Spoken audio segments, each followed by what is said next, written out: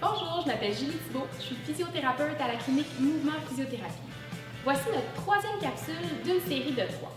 Elle porte sur la cadence, donc le nombre de pas par minute à la course, ainsi que de l'attaque au sol.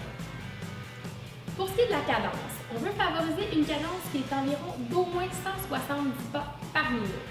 Pour ce faire, favoriser des petites longueurs de pas avec des foulées plus courtes.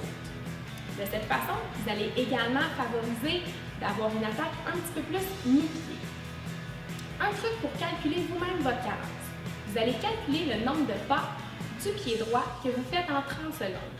Ensuite, vous allez multiplier par 4 pour calculer aussi le pied gauche et de calculer vraiment votre cadence sur une minute complète. Donc, on veut essayer d'être un peu au-dessus du 170 et de ne pas excéder environ le 190, de rester dans cet intervalle-là. N'oubliez pas que la course à pied est un sport de propulsion et non pas de traction.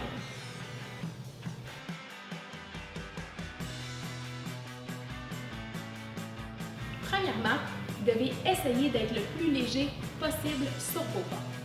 Deuxièmement, vous pouvez vous imaginer en train de courir sur une braise très chaude ou encore nu-pied sur de l'asphalte en été. Troisièmement, ce que vous pouvez faire, c'est 1 minute avant votre course de courir nu-pied, ensuite enfiler les chaussures et poursuivre la course à l'extérieur.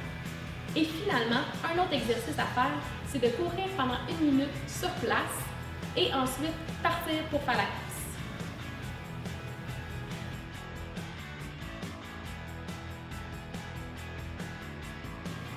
Je vous parle maintenant de l'influence de la chaussure en course à pied. Il y a plusieurs personnes qui vont courir avec une chaussure qui est plus maximaliste, c'est-à-dire avec une plus grosse semelle. Par contre, ces chaussures favorisent beaucoup une attaque talon. Lorsqu'on attaque plus du talon, il est prouvé qu'on augmente notre risque de blessure au niveau du tibia, du genou, de la hanche et du dos. C'est pourquoi on va favoriser et recommander une chaussure un peu plus minimaliste. Une chaussure minimaliste, c'est une chaussure avec une plus petite semelle et un dénivelé, donc une hauteur avant-arrière plus petite.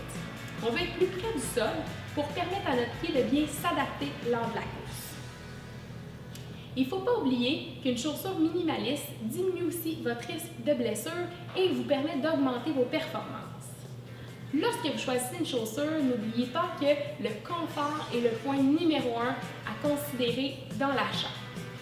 Pour les coureurs qui sont un petit peu plus expérimentés et qui sont déjà habitués avec une certaine chaussure, faites attention, c'est important de ne pas faire un changement de chaussure ou de type de chaussure trop rapidement.